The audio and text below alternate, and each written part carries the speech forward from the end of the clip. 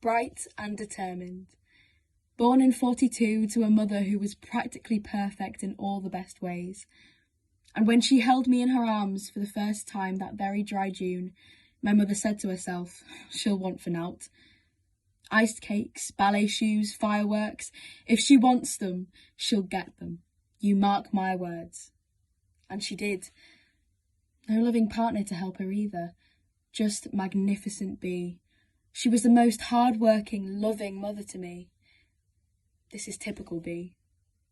One Christmas as a surprise, she hid the ballet shoes I thought we couldn't afford to buy, and she left a trail for me to follow.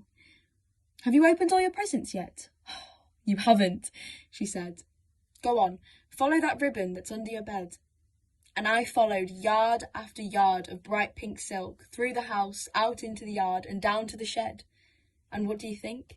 2 perfect ballet shoes in beautiful pink were standing there on the shelf. And in that moment, I vowed that I'd try to be like that myself. And when I grew out of my dreams of being a ballerina, I tapped bright ribbons of silk as a typist instead, fingers flying. Ice front, shouted Mrs. Wristslap, the night school head, as she patrolled the rows. And though my own head was full of jive and westerns and boys on bikes, my fingers flew with so much life. And I found I could really type. No looking, no mistakes, 75 words a minute. Wow. They gave me a certificate for that. I've still got it here somewhere now. And I followed those bright threads onwards, zigzagging here and there, always with music in my head, always trying to remember what Bea had said. I met my dad once when I was 18. That was strange, but I felt I didn't need him anyway. Well, I didn't know him, did I? When I was 21, I followed those bright threads halfway around the world. Oh, beaches like you wouldn't believe.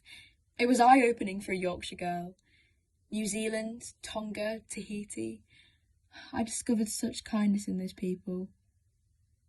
Once, a local family invited me to come to their house for a meal. It was so generous. They had nothing. But the father climbed a tree, cut down coconuts and pineapples, and we had ourselves a feast. And I couldn't help thinking of Bea. She'd want me to give them something in return, I thought. So I took off the silver necklace I'd recently bought, and I gave it to the man's wife. Oh, how she smiled. But I missed home. I missed Bea.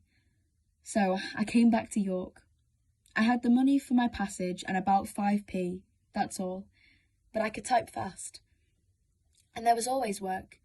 A solicitor's, then Roundtree's. The bright threads were pulling me onwards, you see, towards Jive Club, a marriage, music, and then my daughter's birth. My amazing daughter. I must be like Bea, I said, over and over, thinking of the things she would have taught her. And I've tried so hard, asking myself now, what would Bea do in this situation? And I've always done ice cakes for birthdays, shoes for dancing, and fireworks in November. And as I sit now, tying up my granddaughter's hair, or wrapping a present with good bright ribbon, I always think proudly of Bea, and the other hard-working women.